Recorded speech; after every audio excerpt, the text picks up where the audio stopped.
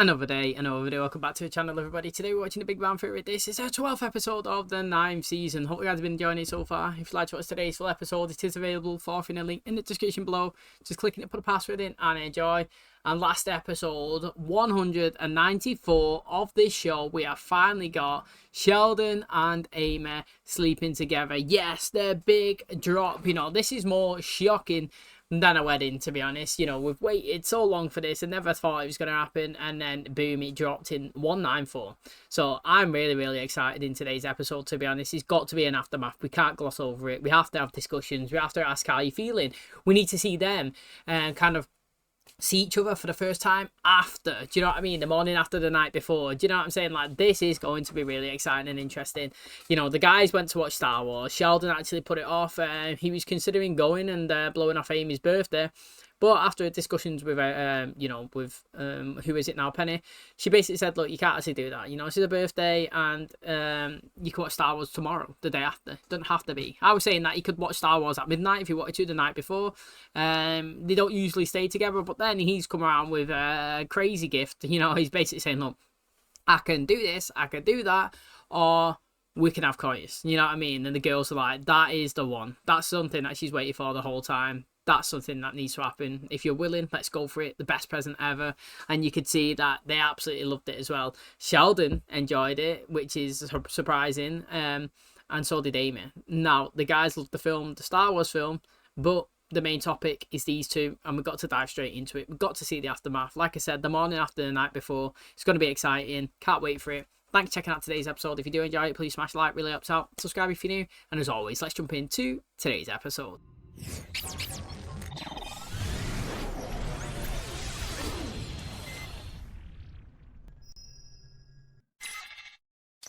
I'm glad to see you made it safely. How's your hotel? It's not the best Western I've been to, but I'd say it's the third best Western I've been to. The Best Buy by my house is only the third best Best Buy. What makes a best Buy the best Buy? I like when they're next to a Chipotle. I wish you were here. At a neurobiology conference? What a mean thing to say. Okay, I'm glad you're not here. Oh, Thank you. You always know just what to say after I tell you what to say. I'm available to be entertained. As today's youth might put it, who wants to get their Sheldon on? I've got time booked in the telescope room all weekend, scanning for rogue planets. You're more than welcome to join me. I would warn you, it's just looking at data for hours and hours on a computer screen. Yeah, but you stop selling it, kid. You won. Hey. Hello. How's your day? Not good. Still couldn't get in to see Dr. Gallo. You, a doctor? Well, I hope you're not contagious. I've got a weekend in the telescope room I've been excited about for almost 3 minutes. Tickets for work. There's this doctor who refuses to see any sales reps. I'm trying to get him for months. Did you try wearing the shirt I said was inappropriate for work? The doctor's a woman. What if Leonard made an appointment and tried to lay some groundwork for you?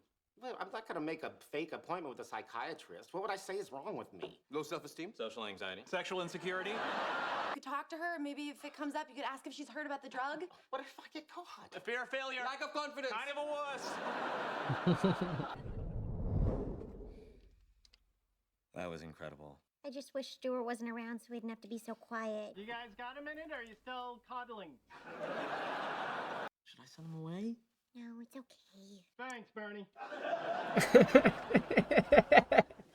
Well, I know the remodel is coming up, so I thought I'd make it easy on you guys and find my own place. Sorry to see you go.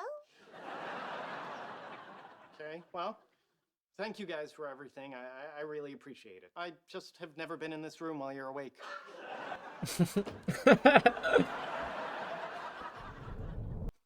Making sure the telescope's camera is white field balanced. How about now? Now I'm making sure the telescope's camera is white field balanced and wishing you had a coloring book. About 6 months of data on this hard drive. Why don't you go through it and see if you can spot any patterns or anomalies? Yep, I'm on it. Yeah, look at that. An Indian guy outsourcing a computer job to a white fella. Found one. No, you didn't. There are millions of data points there. But look, an optical transient. Maybe you can get him some stuff to kind of like help him with his research and his work. Do you know what I mean? Like, it's like when he was training Penny. Do you remember that time when he was getting her to like feeding the chocolates and he was like lowering her voice and getting her to go out the room and stuff like that? He was training her. they could do that with this, with him, you know. He keeps giving him things, and Sheldon can keep finding stuff, and it can kind of help him out. Do you know what I mean? Like, a second pair of eyes is always good. Like, sometimes, I've said it before, but like, you're doing university work, and you're writing all your stuff, and you read it, and you think, yeah, that's great, that's fine. And you come back the next day after you got a refreshed mind, and you're looking like, wow, look at all these mistakes. It's good to have a second pair of eyes to look at it yourself, do you know what I mean, in a different time. And maybe they do find something, or something goes well, but I'm kind of a small, little, tiny bit disappointed that, you know, last episode was so big and momentous that we started the next one with Amy at a conference and no discussion with the guys. We didn't even see them talk about what happened the night before around the meal, you know what I mean? But we've got Stuart moving out into a new place.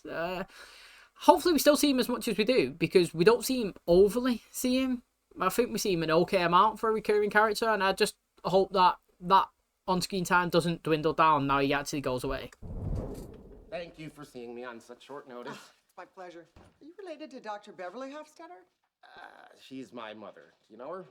No, not personally, but I have read all of her books. Well, I'm not Maybe he goes sure there for his about mum that, but problems. I can tell you I do not agree with her theories on child rearing at all. She never let me celebrate my birthday because being born was her achievement, not mine. That's heartbreaking. Right?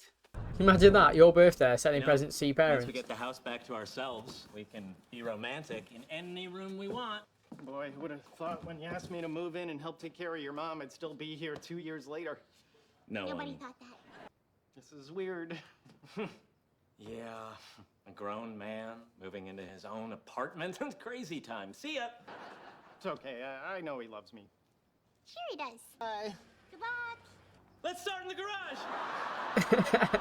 Once we receive the next image and compare it to the ones we've already collected, we'll know what it is that we found. And the object we discovered is... Come on, Daddy needs a livable planet he can rule with an iron fist. a medium-sized asteroid. That's it? How common. It is still an interesting discovery. I suppose it could end up on a collision course with Earth and destroy life as we know it. And you know we get to name it. Though we better choose a name no one can make fun of. Sir Frederick William Herschel didn't do Uranus any favors. Hey, how'd it go? Great. Dr. Gallo is terrific. You know, I've always been insecure that no one cares about what I have to say, but she made me no one see cares. Did you help me out or not? Right, well, after we talked about my issues with my mother, nothing too deep, just how she ruined my life. Told her about you and your drugs. She said she'd be happy to meet you. Really? Boy, when was the last time Stuart cleaned this place? No kidding. Oh, okay, I'm about to suck something up. What do you think this object sounds like? Howie, I don't want to play Lego Toenail or Pill anymore. Bear Stuart won the night we took him to the fair. He was so excited. Heard from him since he left? No. I think he would have called once he got settled in. What is happening? Are we missing him? He drove us crazy. Like when you were gonna make that pie and Stuart ate all the blueberries? God. And he tried to deny it, but his teeth were all purple. Maybe it's a realization that they should start a family. Do you know what I mean? Because, like, do you know what I mean? Like, I know Bernadette is sort of obviously talking about a couple episodes back, well, for a while now, that she's not too sure about starting a family and stuff. But, like, this is their kind of trial, you know what I mean? A grown man that was like a little kid that you had to wait and hand and foot around for, and you know what I mean, cook and clean and make sure he's okay, and they're worried about him when he's not there, and now he's not there, they're missing him, do you know what I mean? Like, this is a good indication that they would be good parents, because they've actually got feelings, you know what I mean? And like, they're already kind of used to being in those roles now, so like, it would just show that once they get a child of their own, you know, they're already in a position where they can handle something similar, you know what I mean? So it'd be good to see him. And to be honest, I've always thought this, and obviously it probably never happened. Some people probably do, but like, you get brought up in a household with your parents and your siblings, so like you can live in a house of say 5-6 people, and you all have your own bedroom. Well, most people. We're going off this conversation. Everybody's got their own bedroom. Parents got theirs, siblings got theirs. You've got yours here. There we go. You spend the majority of your time on your own, doing your own thing in your own environment. But then when you go downstairs to the kitchen or to watch, say, the football or basketball or whatever you want to do, like, you collectively, there's a social area where you can engage with your family, and then obviously you can go back and do your own little thing.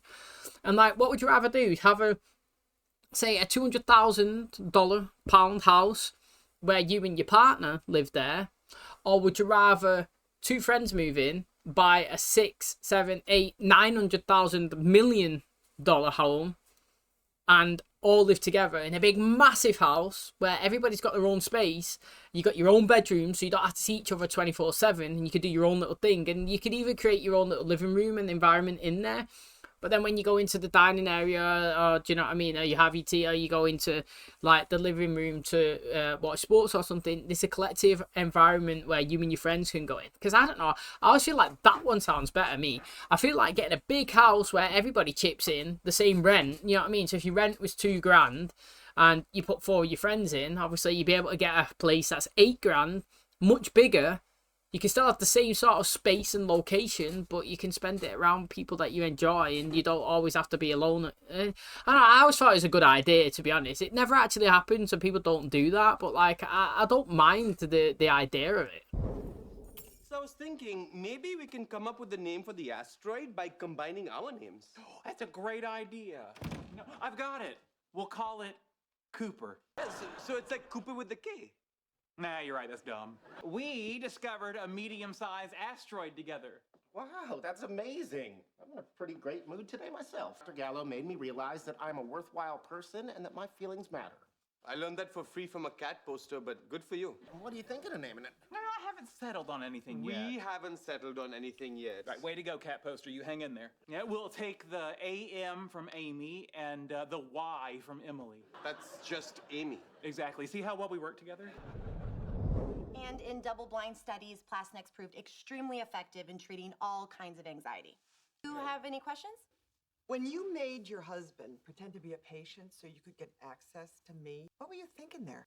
Meant a question about the drug. Here is a man raised by an overbearing woman who completely dominated every aspect of his formative years. Do you think he's perpetuating that relationship by seeking out a partner like you? I used to wear tank tops a lot. That was a big selling point. While working with Kuthrapali, we discovered an asteroid, and I named it after you. Thank you. That's so romantic. But what about Rajesh? He was okay with you choosing the name? We get the asteroid, and if you and I have children, they all have to be named Rajesh. All of them? Even the girls. The thing is, you could do that. Sound like his mother when our entire bedroom is filled with Star Wars toys. I mean, have you ever had sex with a stuffed Wookiee watching you? And not only am I Leonard's mother, but we have this man-child living with us named Sheldon. Oh, Leonard talked a lot about him. I wasn't sure if he was real. He's as real as the fine I get when I use too much toilet paper. You know, you might also benefit from a prescription for anxiety. Okay, if you think it'll help. Oh, just don't make it Plasnex. I do not need sudden fits of homicidal rage. What's your opinion on that? You know, she given a prescription for anxiety, yeah, but like she never actually went in. Like, how can I say? So she has been diagnosed or given it. Like, I don't know what I'm trying to say, but like I wouldn't be taking those meds. So, for example, if I went in and I started talking to a therapist like that, and then she was like, yeah, it sounds like you need anxiety meds, I'd be like, nah, I do one. Do you know what I mean? Like, I don't need those meds. You know, I didn't come here to get medicine. Do you know what I mean? Like, I don't know how to explain that. I just feel like people just say it's a pill for everything. Oh, you got anxiety, have this. Oh, you got this, or have that. You know, oh, your back's hurting, have this. You know, you got this, or just have that. It's like, you know, you're depressed, just take that. It's like, mate, you know what I mean? Like, everybody just gives, you're too quick to give anything out. Like, I don't know, that might be my opinion. That might be because I've never took anything ever in my life, and I don't go to the doctors, don't go to the hospital. I literally just get on and crack on with it. Like, I'm the type of person, you know what I mean? You're in pain, just deal with it. You know what I mean? Like, you got something going on, that's your problem. You know what I'm saying? Like, I wouldn't be going there and taking no meds. I don't know. That's just me. Like, I wouldn't be taking it if I was Penny. I miss you. I miss you as well. I can't believe I miss Stuart. I guess I just miss when life was simpler. Remember, girls, you decide what makes you happy, not your emotionally withholding mother. I really miss this. Maybe they invite him back, to be honest. We've not actually seen the place that he's apparently going to stay in, and you know, they are missing him. But then again, you know, I was saying before that it kind of put them in a good position. So if they ever have kids, they've already kind of been through something like this. And I've always said that I'd be interested to go to a psychiatrist myself, to be honest. I've said this many times, and it's not the fact that I need one. It's usually the fact that most people who go to one actually do say it works. Like, you know what I mean? Like, Leonard said it here, Penny said it here as well. And like people that I know in real life that I've seen, like who've actually been to one, have always give it kind of like a positive experience and say that you know, it's helped them. The fact is, one, it costs a lot of money. Honestly, it really does cost a lot of money, and I feel like you should only pay something like that if you're actually massively going through troubles. You know what I mean? But two, you know, considering that everybody says that it helps them, I've always been interested to say, like, to me, as I was just saying then, I've never been doctors or done this or whatever. It's like, I feel like I'm okay in life. You know what I mean? I'm not stressed. I just get on with it. You know what I mean? I do my thing. I go to work. I do this. I have a girlfriend. You know, I've got a house. You know, I just live my life and chill, and I just deal with things as and when they come. Do you know what I mean? If somebody's sick in the family, I'll deal with it. You know, I'm just a crack on type of guy. You know what I'm saying? But like, I'd be interested if I sat down, if somebody could dig deep and maybe pull something out, that maybe a weight on my shoulder that I never really knew that I had before. Do you know what I mean? Because they're the ones that they solve. Sometimes you do something, you're like, oh, mate, it feels so good now. And I don't feel like I'm in a spot like that, but maybe they could find one. That woman there, though, the psychiatrist, it reminded me so much of Leonard's mum. It honestly really does. Maybe it's because she's and they kind of like a dominant thing, aren't they? I'm so used to like watching, say, like Lucifer with Linda, and obviously here with his mum, and they proper overanalyze everything that you do. You know, you could say something, oh, you got a little bit of anger there. Oh, it feels like you got a bit of stress going on there. Oh, you know, seem a bit upset. It's like, mate, not everything needs to be psychoanalyzed. You know what I mean? Not everything has to be as deep as it is in prescribing how it goes. But if it makes you, like I said, a better person, and it gets the weight off your shoulders that you never realised that was there, then obviously it's benefit to go in. And the whole point about doing anything in life is to make you feel good about yourself. Whether it's going to a psychiatrist, going to work, going to the gym, do you know what I mean? Just being around people. You want to do anything that makes you feel better than you was before, and obviously if that helps these, then let's see how it goes. Okay, so that's gonna wrap up today's episode. Thanks so much for checking out the channel today. Hopefully you guys enjoyed it.